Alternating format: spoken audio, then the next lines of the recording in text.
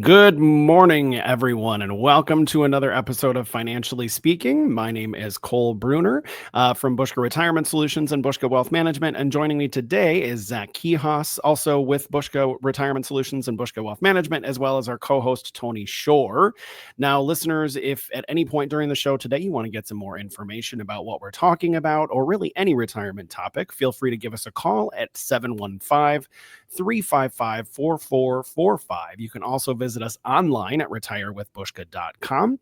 And while you're at the website, you can check out the radio and TV show pages. We've got some of our past episodes out there, as well as our link to our YouTube channel, where you can actually watch some of the radio shows in podcasted format on YouTube, as well as catch up on some of our previous episodes of the TV show. And of course, on the website, you can also subscribe to our program on Apple Podcasts, Spotify, or Amazon Music. Now, there are few things, I should say, that are more endearing than the special relationship and that bond between grandparent and grandchild. For grandparents, it's often a chance to relive the joy of raising their own children, but maybe with fewer stresses and less obligations. And for grandkids, it's a great chance to get to spend time with another adult who really cares about them and is interested in their life and their well-being. So for today's show, we're actually going to be discussing some of the financial costs that come along with being a grandparent, and how you may be able to build some of those costs into your budget and your overall financial strategy. But before we get too deep into today's topic, I want to say hello to everyone here on the show with us today. We've got Zach and Tony. Tony, how are we doing this morning?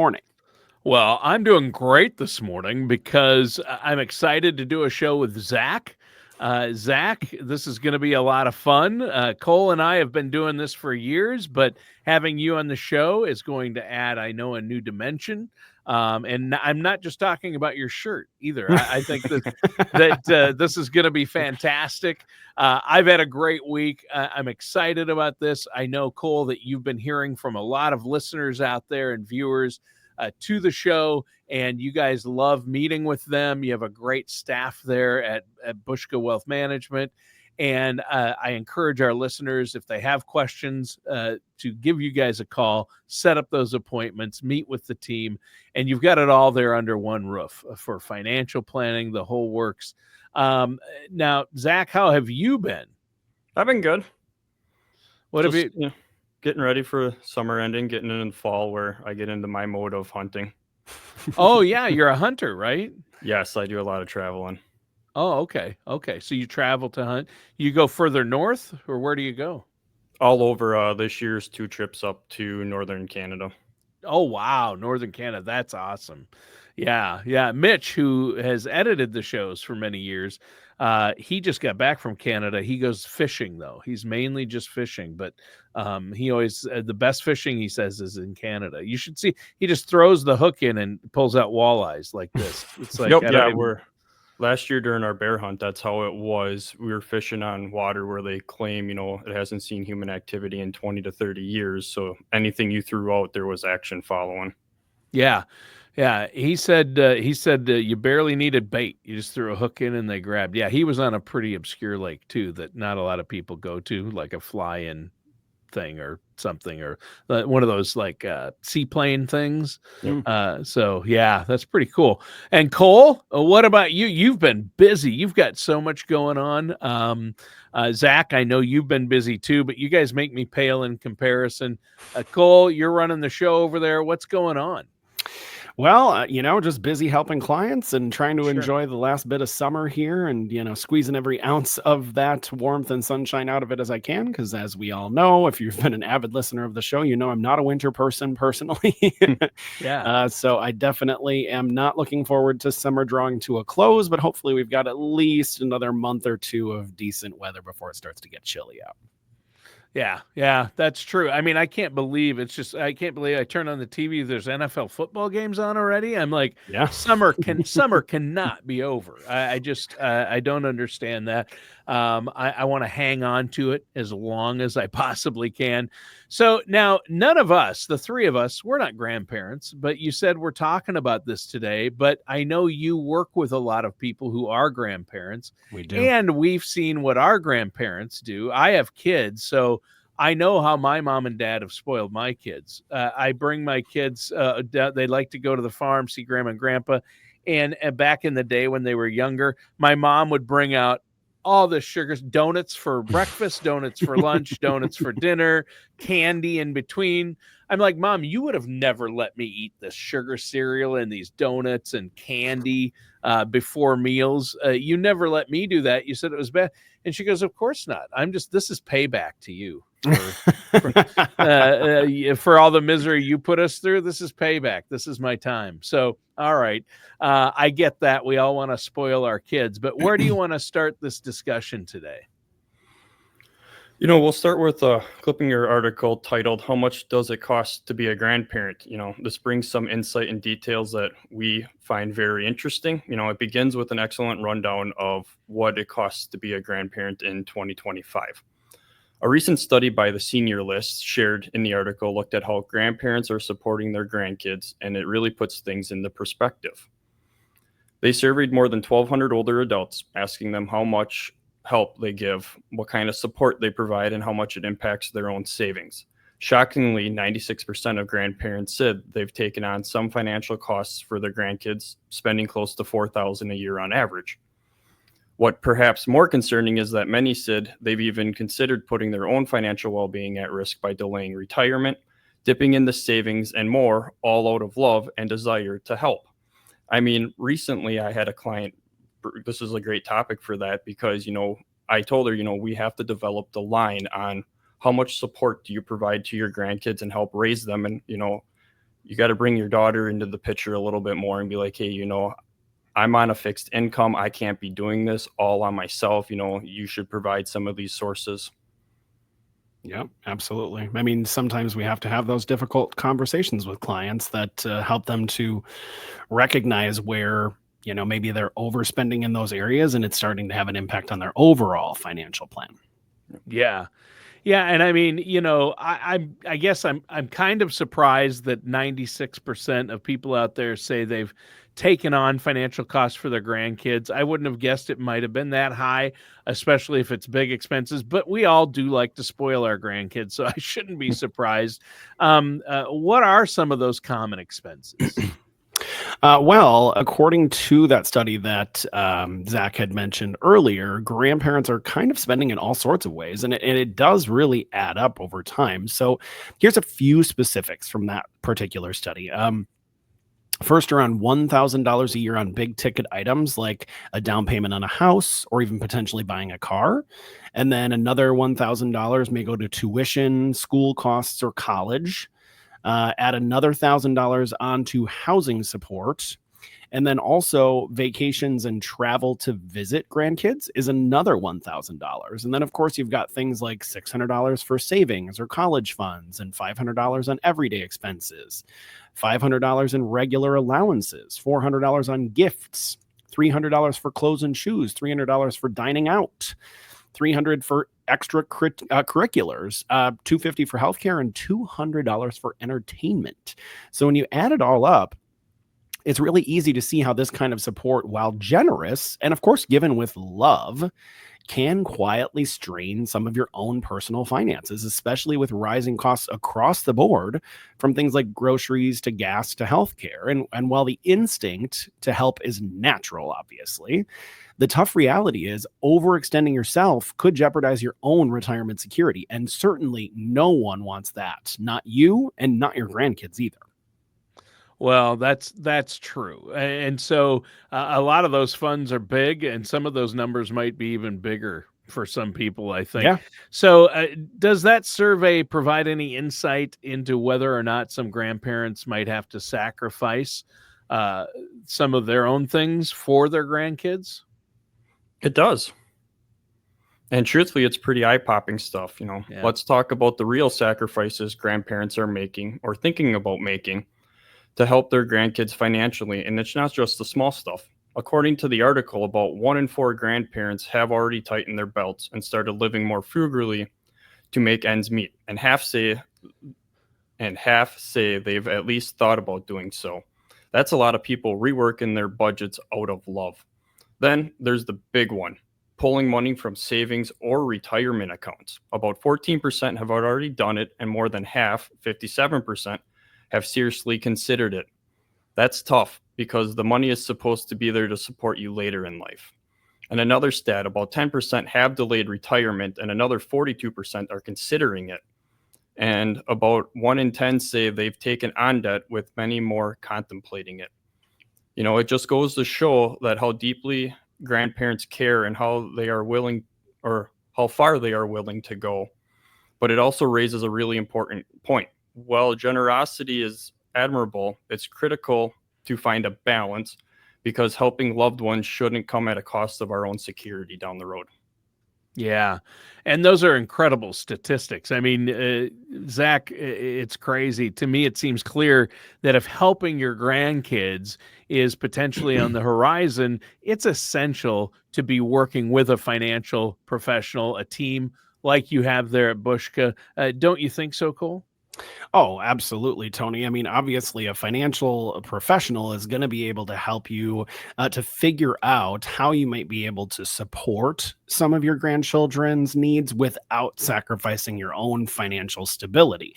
And of course, with our help, we can create a tailored roadmap, identify potential strategies like gifting within the annual IRS limits, setting up different various college savings plans or UTMAs, or maybe even using trusts for future needs for some of those grandkids. And they may also help evaluate the long-term impact of withdrawals from retirement accounts or savings. And of course, with solid guidance, you can give generously, but also protect your own financial future at the same time. Right, but you have to have a plan in place, a financial plan, especially a retirement income plan as well, to Absolutely. make sure that you have that money set aside to help your grandkids, and it's not sacrificing your own financial well-being. And the way to do that is to work with financial professionals such as yourself. So, why don't you let our listeners know, Cole, really quick before we move on, Yeah. how they can get a hold of you and set up that no charge, no obligation consultation to get that plan in place? Well, Tony, we certainly don't make it difficult. All you've got to do is pick up the phone and give us a call, 715-355-4445. You can also visit our website. We've got lots of great resources out there for you to check out.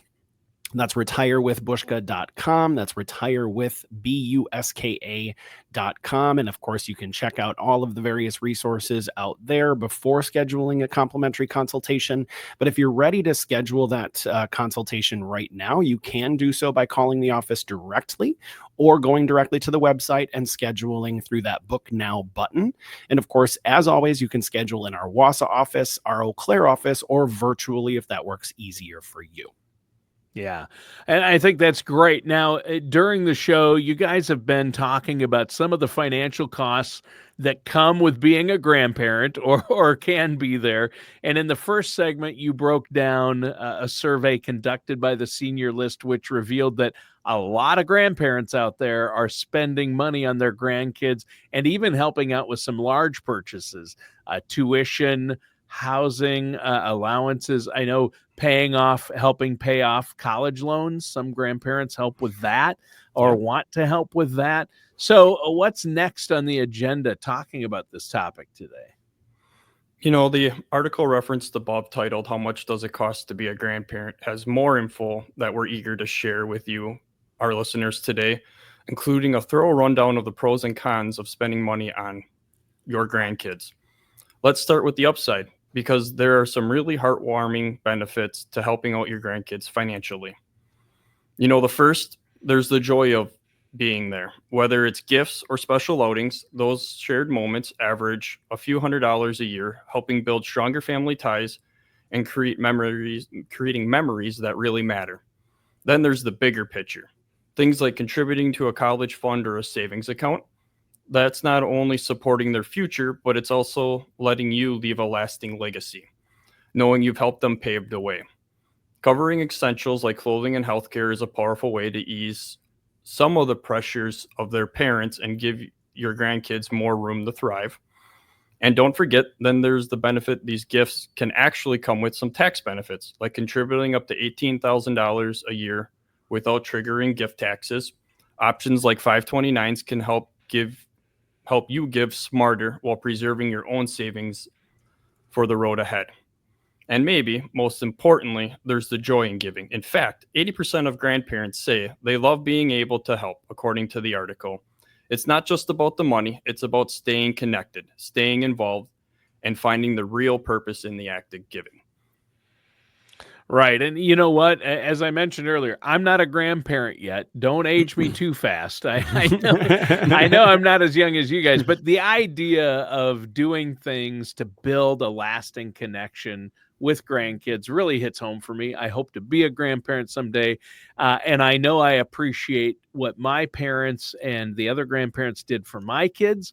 And I was practically raised by my grandparents on both sides. I was with Sure. them a lot as my parents both worked, and my dad was an over-the-road truck driver for a long time. So I spent a lot of time with my grandparents, and I can't believe, in the words of Chris Farley, I put those people through hell. No, they did. I'm sure you did, Tony. yeah, they had to put up with a lot. It wasn't all financial. The emotional wear and tear, I'm sure, of having a little hyperactive kid running around all the time. But it does really hit home for me. Oh, yeah, I'm sure. And, now, of course, on that note, while giving can be incredibly rewarding, it's also really important to think about the flip side, which is some of the challenges that can come with financially supporting your grandkids. So, for starters, like we were talking about before, it adds up. Spending around $4,000 per year per grandchild might not seem like a lot in the moment, but over time, it can certainly take a big bite out of your budget or maybe even delay dreams like traveling or finally stepping away from work when you're ready to do so. There's also the risk of creating a pattern where your grandkids or their parents start to rely on your support maybe a little too much. Helping out with groceries or bills now and then is certainly generous. But you've worked hard for your independence too, and that matters. And so let's be honest, giving because of guilt or pressure is the kind of stress that can really chip away at the peace and freedom that retirement is supposed to ultimately bring.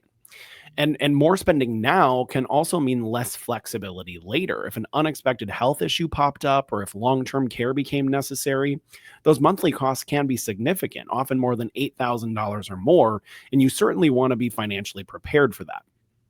And lastly, there's also the tax side. Giving more than $18,000 a year could potentially trigger gift taxes and potentially reduce what you've set aside for your own living expenses or the legacy that you hope to leave. So while giving is certainly a beautiful thing, it's all about balance and making sure that you're helping without hurting yourself. Well, yeah, you had to bring up taxes. Of course, it has to play. They have to. That's the negative, and they have to be a part of everything financially. It seems. Yeah, sorry to pour salt in the wound. Tony. Yeah, but in creating the list of potential pros and cons of helping the grandkids, that's another great reason to schedule a get together with your financial professional. With you guys and get it taken care of. Yeah, most definitely. Yep. And at the end of the day, it's all about balance and taking care of your own financial well-being while still finding ways to support your grandkids.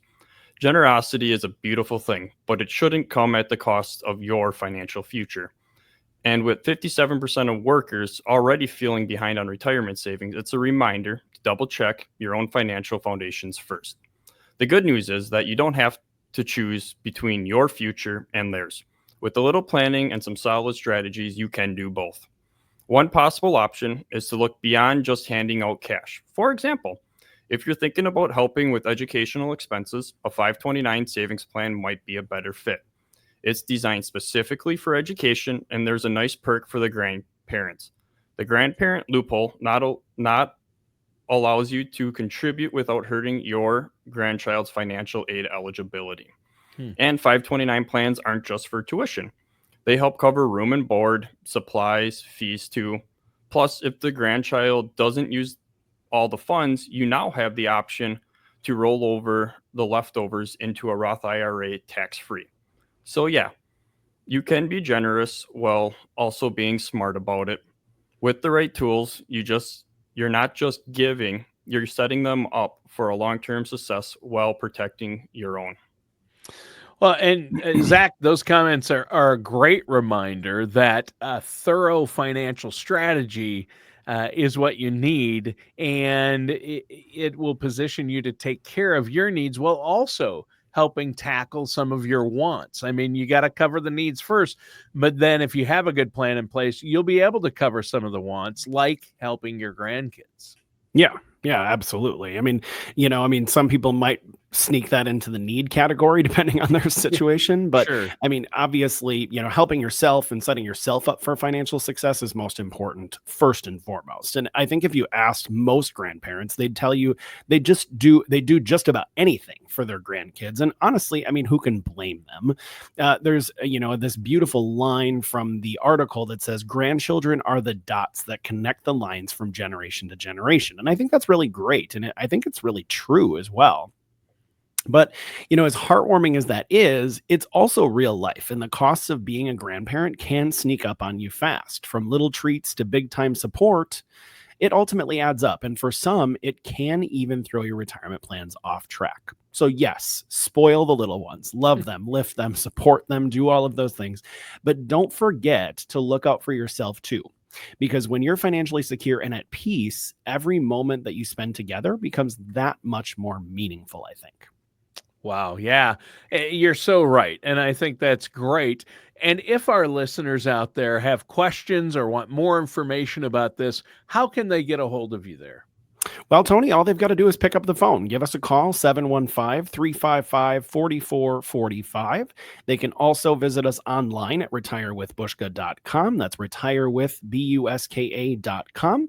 You can simply reach out. We can have a conversation. Or if you're looking to schedule that no cost, no obligation consultation, you can do so right away by calling us directly or visiting us online at retirewithbushka.com.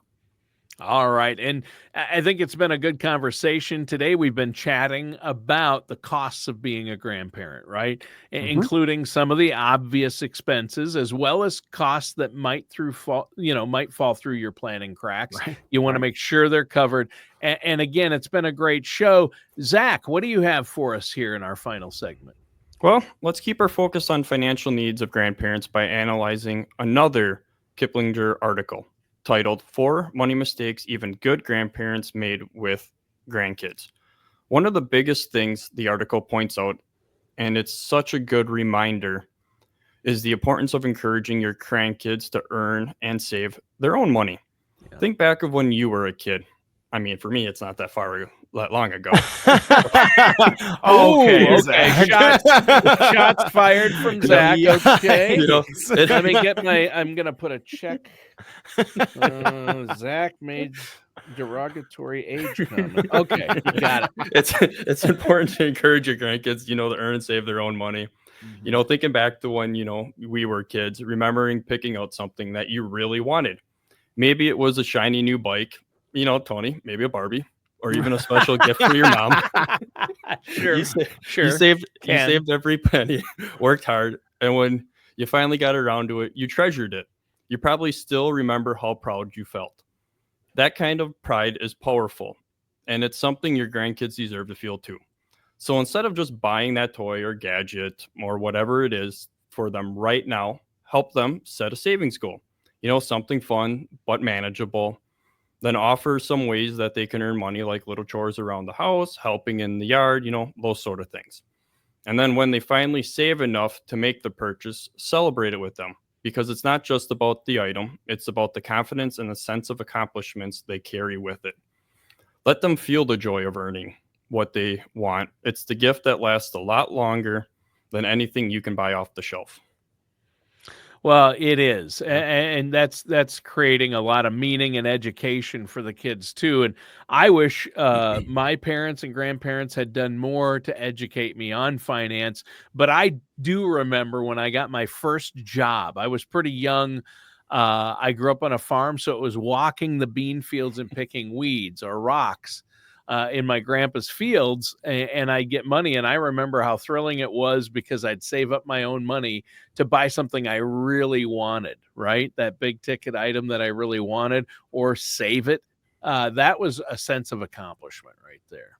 Yeah, absolutely. I mean, I had something very similarly when I was a kid. Me and my brother and my sister had our eyes on a go-kart for the house, and rather than going out and buying it, my parents set up a kind of a budget and how much we should be saving from our allowances every week and all that kind of stuff, and Nice. we finally reached that goal eventually and got our go-kart and we got a lot of use out of that go-kart over the years. But it doesn't surprise me knowing your parents that they had you do that though. Well, they budgeted it out. I did have the benefit of having two financial advisors as parents. Exactly. So I mean my plan or my track for saving and having that education started pretty early. But I mean, I think it does kind of ring true for our listeners that, you have to really educate your young people in your life, especially in the areas that we wish we would have known sooner. I have that conversation with clients all the time. It's like, what are the mistakes that you've made over your lifetime, and who are the young people in your life that you can share those things with so they learn from your mistakes? I think that's incredibly valuable also. Now, there's another mistake. The second one that's mentioned in that article is that the grandkids, we spoil them maybe a little too much. Now, obviously, I get it. Many grandparents feel like spoiling is part of their job, right?